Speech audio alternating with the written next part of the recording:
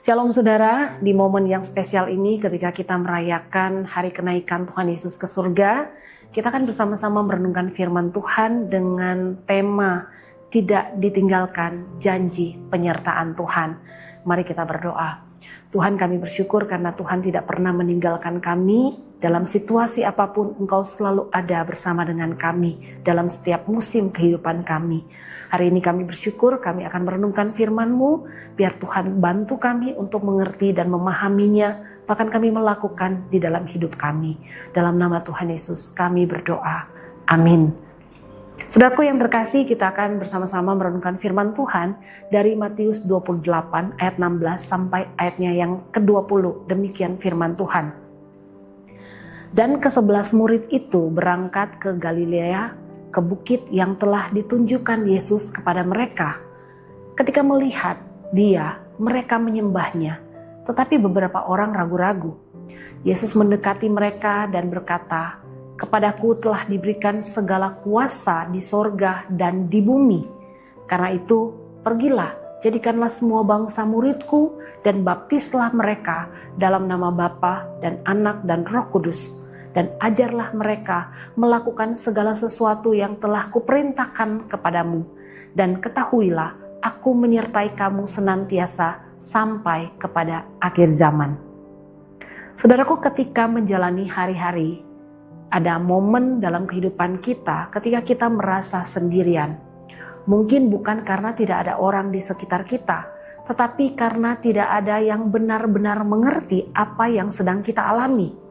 Mungkin itu berkaitan dengan tekanan studi, konflik keluarga, pelayanan yang terasa berat, masalah relasi, masalah berkaitan dengan masa depan, atau bahkan pergumulan iman.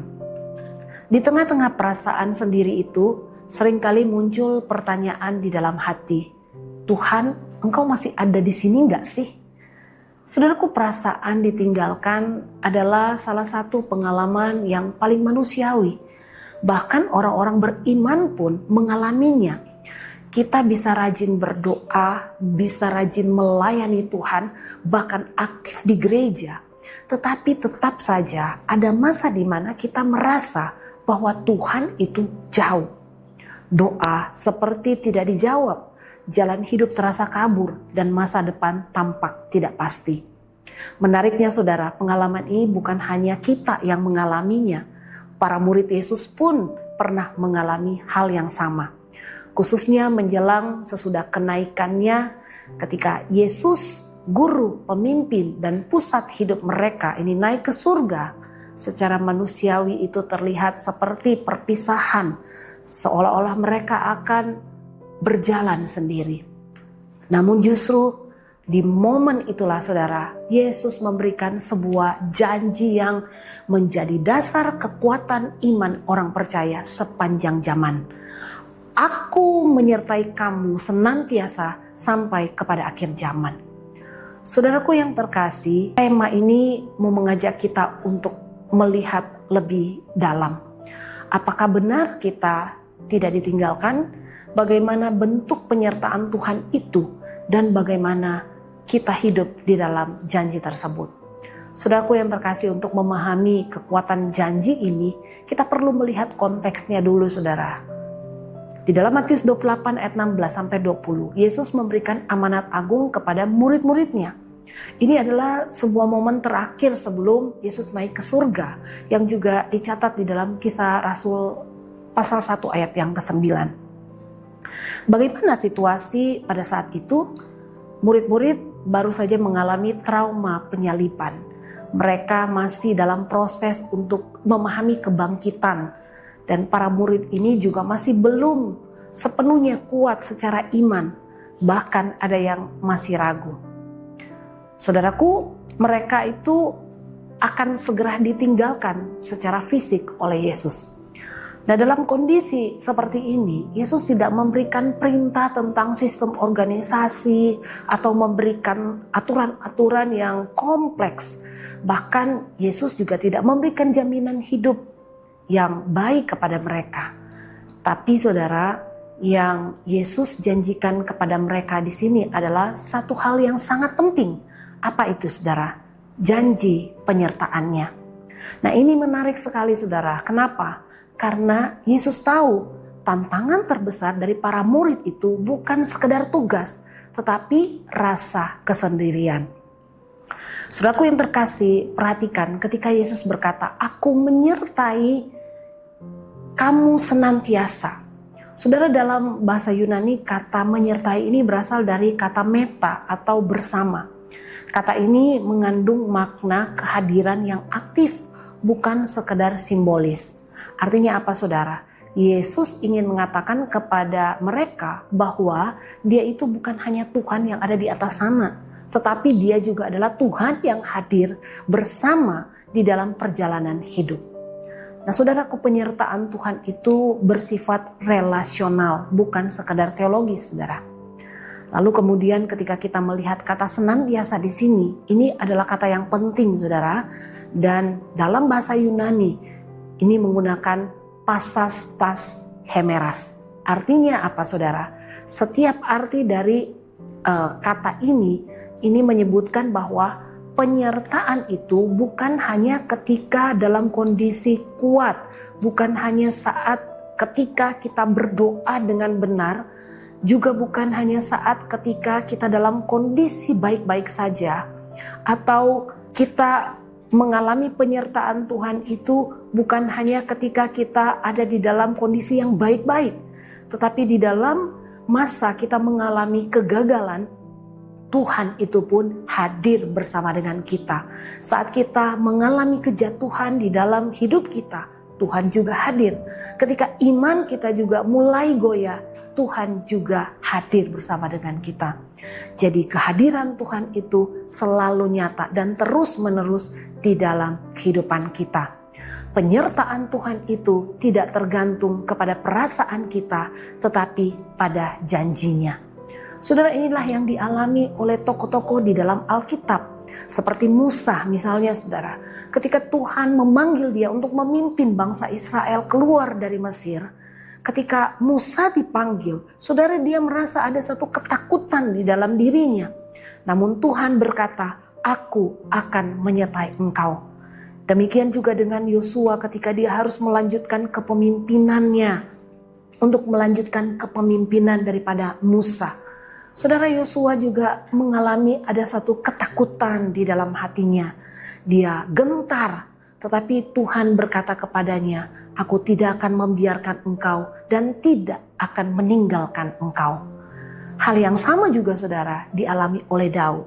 Di dalam Mazmur 23 ayat 4, Daud berkata, "Sekalipun aku berjalan dalam lembah kekelaman, aku tidak takut bahaya sebab engkau besertaku." Saudara, ketika Daud merasa takut, dia ingat janji Tuhan bahwa Tuhan tidak akan pernah meninggalkan dia. Tuhan selalu beserta dengannya. Janji yang sama juga diberikan kepada para murid. Sebab Yesus tahu setelah kenaikannya mereka akan menghadapi penganiayaan, ketidakpastian, bahkan kematian. Namun saudara, mereka akan tetap berani menghadapinya karena mereka akan mengalami penyertaan Tuhan secara nyata. Saudara, bayangkan ada seorang anak kecil, dia berjalan di tempat yang gelap. Saudara, biasanya kalau anak kecil ini, dia pasti akan merasa takut, dia ragu, bahkan dia gak akan mau berjalan di dalam kegelapan. Saudara, jangankan anak kecil, kita orang dewasa pun kadang takut dengan kegelapan, saudara. Tapi apa yang terjadi ketika ayahnya menggenggam tangannya dan kemudian berkata, "Jangan takut ya, ada papa di sini." Saudara, situasi tidak berubah, tetap gelap, tetap sunyi. Namun anak ini berani untuk berjalan. Apa yang berubah saudara? Bukan kondisi, tetapi kehadiran papanya. Demikian juga saudara dengan hidup kita. Tuhan itu tidak selalu menghilangkan masalah, tetapi dia menjanjikan sesuatu yang lebih dalam. Bahwa dia hadir bersama dengan kita, dia berjalan bersama dengan kita. Saudara, ketika saya mulai masuk ke sekolah teologi, saudara, saya harus tinggal di Malang menjalani masa studi selama 4 tahun setengah. Dan saat pertama kali saudara saya ada di Malang, ada saat-saat saya merasa kangen dengan keluarga. Dan ada saat-saat saya merasa sendiri, meskipun saudara ada teman-teman yang lain. Tetapi ketika menerima telepon dari mama saya, saudara, saat itu saya merasa happy dan saya merasa seperti ada kekuatan yang baru. Saudara, saya mau katakan satu hal, bahwa kehadiran itu tidak selalu berbentuk fisik, tetapi nyata dalam relasi.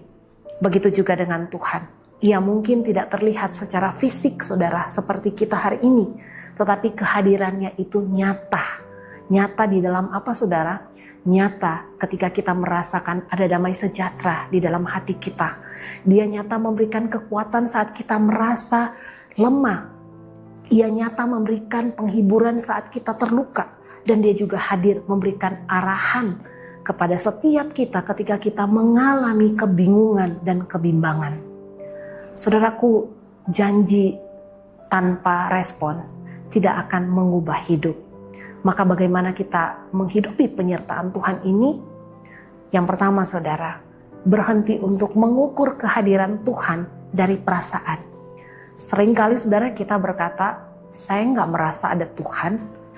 Sepertinya Tuhan itu jauh dari hidup saya.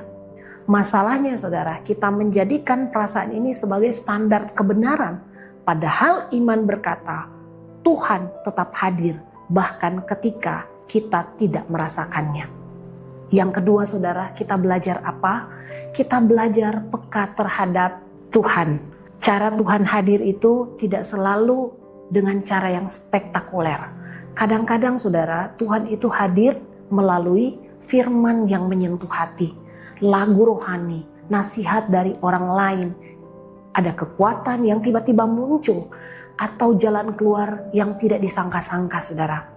Jika kita tidak peka, maka kita bisa melewatkan kehadirannya. Yang ketiga, saudara, tetap setia di dalam tugas. Menariknya, saudara, janji penyertaan Tuhan dalam Matius 28 ayat yang ke-20, ini diberikan di dalam konteks pergi dan menjadikan murid. Artinya, saudara, penyertaan Tuhan itu dialami secara nyata ketika kita berjalan dalam panggilannya. Nah, banyak orang merasa Tuhan jauh bukan karena Tuhan itu pergi, tetapi karena mereka itu berhenti berjalan bersama dengan Tuhan. Yang keempat, saudara, bangun relasi dengan Tuhan, bukan sekedar rutinitas. Penyertaan Tuhan itu bukan konsep, tetapi relasi. Relasi itu dibangun melalui apa? Doa yang jujur di hadapan Tuhan, perenungan pembacaan firman Tuhan, keheningan bersama dengan Tuhan, dan kehidupan yang terbuka kepadanya. Dan yang kelima, saudara, pegang janji Tuhan, bukan situasi. Situasi bisa berubah, hari ini baik, besok sulit, hari ini kita bisa kuat, besok kita lemah. Tetapi ingat janji Tuhan, bahwa orang yang kuat bukan yang tidak punya masalah, tetapi yang berpegang kepada janji di tengah masalah. Saudaraku yang terkasih, kenaikan Tuhan Yesus ke surga itu seringkali dipahami sebagai kepergian. Namun sebenarnya itu adalah transisi menuju kehadiran yang lebih luas dan mendalam. Yesus tidak lagi terbatas oleh ruang dan waktu. Ia hadir bagi semua orang di mana saja dan kapan saja. Janjinya tetap bergema sampai hari ini. Aku menyertai kamu senantiasa sampai kepada akhir zaman. Maka pertanyaannya bukan lagi apakah Tuhan ada, tetapi apakah aku hidup di dalam kesadaran bahwa Dia ada? Saudara, di tengah kesepian Tuhan itu ada. Di tengah pergumulan Tuhan juga ada. Di tengah kegagalan kita Tuhan juga ada. Di tengah masa depan yang tidak pasti, Tuhan yang sama juga tetap ada. Kita mungkin merasa sendiri, tetapi kita tidak pernah benar-benar sendirian. Karena kita tidak pernah ditinggalkan oleh Tuhan kita. Tuhan Yesus memberkati.